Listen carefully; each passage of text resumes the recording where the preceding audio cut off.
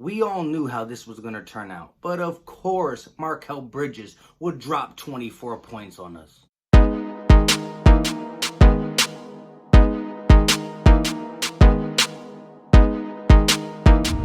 What is going on, everybody? I go by Philly Mike, and this is the Philly Talk Podcast. If you are new to the channel and love talking Philly sports every single day, even when you kind of don't want to, hit that subscribe button.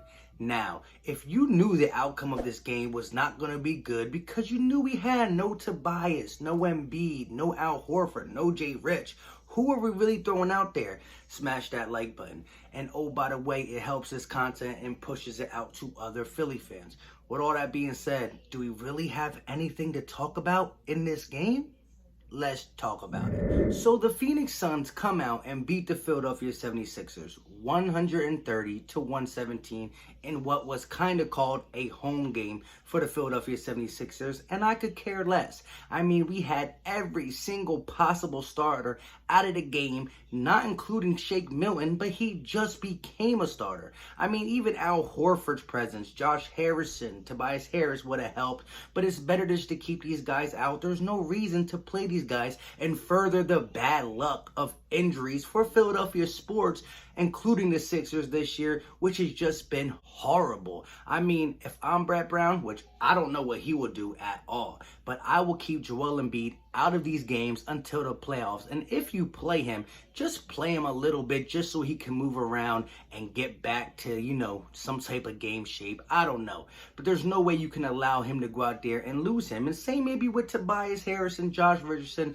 and Al Horford. Every last piece of this Sixers team is going to be important if we can try to escape out of the first round, which right now it looks like we're going to play Boston. I mean, I think we're going to get Boston. Things can still shift. Everything is so close between the Pacers, the Sixers, the Heat, and the Celtics. Everything is close. But I would like to play Boston just because I want Embiid to dominate. He's going to be the reason we advance, whoever we play. And that's a matchup that he can exploit against Cantor and Tice. But let's come back to this game where Alex Burks showed what he had. I mean, being a guy who's controlling the offense, Shake Milton, again, kind of shrunk a little bit. I thought in the absence of every other player who can score the basket other than Shake Milton and Alex Burks in the starting lineup, he would kind of shine. But guess who ended up shining? Raul Neto? But back to Alex Burks. He was 9 of 17 for 23 points, and he was the really only starter who really got it going. Mike Scott played 22 minutes and dropped 17. I don't know how much of Mike Scott we're going to see in the actual playoff rotation. I mean, I don't really see a point for him. I mean, he used to be a clutch 3 here and there, but now I don't really see that anymore.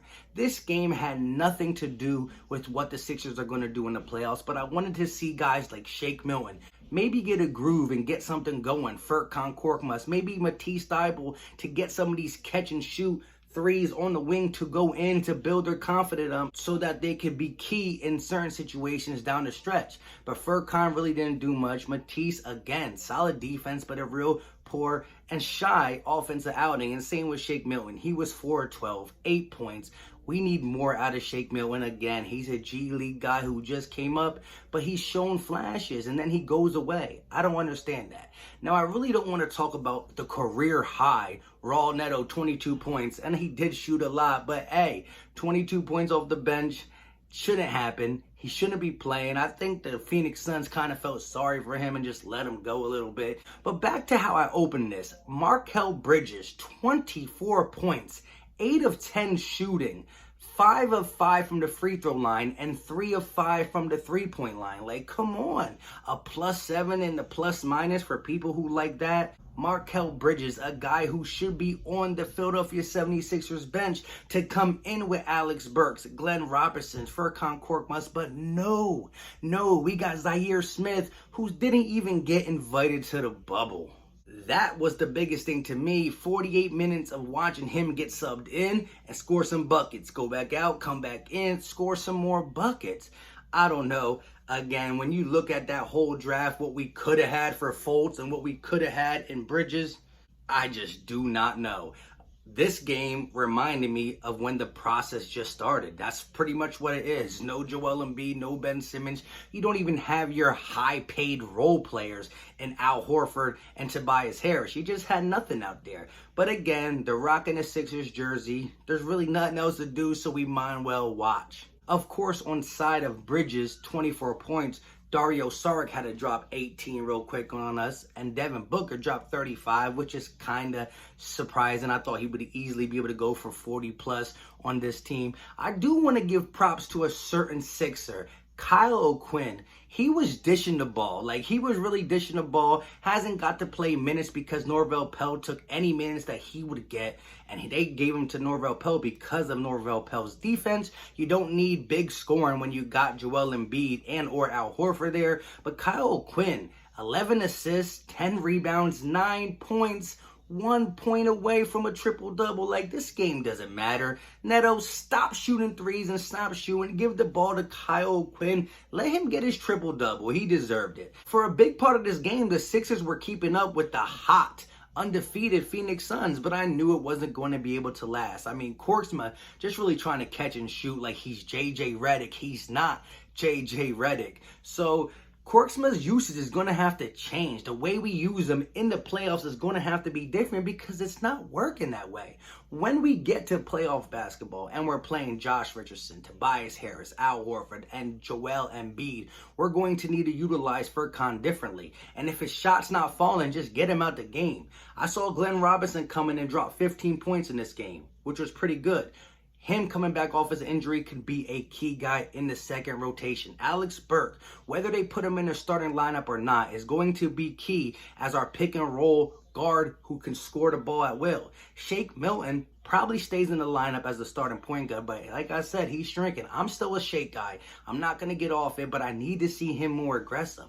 Today he just wasn't hitting. So it is what it is. But I think when we get down to a 9-man rotation, it's going to be the starting lineup of Shake, Jay Rich, Tobias, Al Horford, and Joel Embiid. I believe they're going to keep Al Horford in the lineup with Joel Embiid because there's no Ben Simmons. So the lane will be a little bit open, to say the least. Now, I wouldn't mind Alex Burke coming in the starting lineup, but then who really runs that second unit? And in the second unit, you can only run 4 more guys. I want to keep the rotation to 9, especially with us not having too many people. And Glenn Robinson, Alex Burke, Furkan Korkmaz, and Matisse Thybulle. But Alex Burke has to be like Sweet Lou. Lou Williams comes off the bench as a 6th man in the first quarter to run with that second unit, but he plays starter minutes. That's what I need to see. If we're going to keep Alex Burke on the bench, he needs to come in and play starter minutes as he's on the bench. Still, again, you get that instant offense off the bench when your team has guys like Korkmaz and Matisse Thybulle who sometimes can't get no offensive rhythm. You need that guy there to keep that unit afloat. Now, like I said, he needs to be that Sweet Lou, play starter minutes, but come off the bench. But I would like to see a sleeper come out of nowhere. Josh Richardson, last game, when Joel Embiid went down, dropped a career high of 34. We don't need 34 from him every time, but we need to see that aggressive, create his own shot, Jay Rich, who's not afraid to defend. I mean, Tobias is going to be Tobias. He's going to give us 20 points. He's going to shoot 45%, 38%, 50% at times. But that's all we're going to get for him. And again, if we playing the Boston Celtics, just give the ball down to Joel Embiid and let him go to work. Like Charles Barkley said, Embiid, when you shoot the ball, you're pretty much bailing the defense out. I do like Joel's mid-range fadeaway and stuff like that, but you don't have to use it if you can bang down low. If they're allowing you to get down low, if they're too small to D you, if they're not going to double team you in the post. But like I said, there's nothing really to evaluate from this game. Who did this? Ronaldo this, Matisse Thybulle that, Kyle O'Quinn this, because this group of people are not going to be on the court together. But what I want to take away from this is we know Alex Burks can get buckets. He needs more minutes, whether it's in the starting lineup or not. Glenn Robinson got to be a key player off the second unit with Alex Burks, and we got to make sure we get the best version of Shake Milton, a guy who's not going to shy away from the moment, shoot his shots. He needs to shoot, somewhere between 8 to 15 shots a game. He needs to at least attempt them. And we got to hope and pray we get the best versions of Tobias, Jay Rich, and Al Horford to pair along with Embiid. in the playoffs. But again, we can't talk about these guys' performances tonight because Brett Brown did a good thing by just letting them rest, because it does not matter what happens in these bubble games until we get to round one in the playoffs, where I will think highly of a guy like Joel Embiid carrying this team, carrying Brett Brown on his back past the first round. I will love it. It's not impossible, but it's not going to be easy. Boston's guards are going to be hard. They're going to pick and roll us to death. We already know we don't fight through screens. I'm going to be screaming at the TV, but at the end of the day, Joel Embiid can win that matchup one-on-one by himself. So to me, that's the perfect one. And until we get there, we'll do some more post games. But the Raptors games tomorrow, I mean, does it really matter? And so playoff basketball. With all that being said, let me know your thoughts in the comment. How did you feel about Raul Neto's big performance? I'm just kidding. The main things were Shake Milton's performance, Alex Burks, Glenn Robinson, Furkan Korkmaz, guys who we know is going to be in the rotation next to the guys who weren't playing. Let me know in the comments all your thoughts about the game. And until next time, you know what time it is.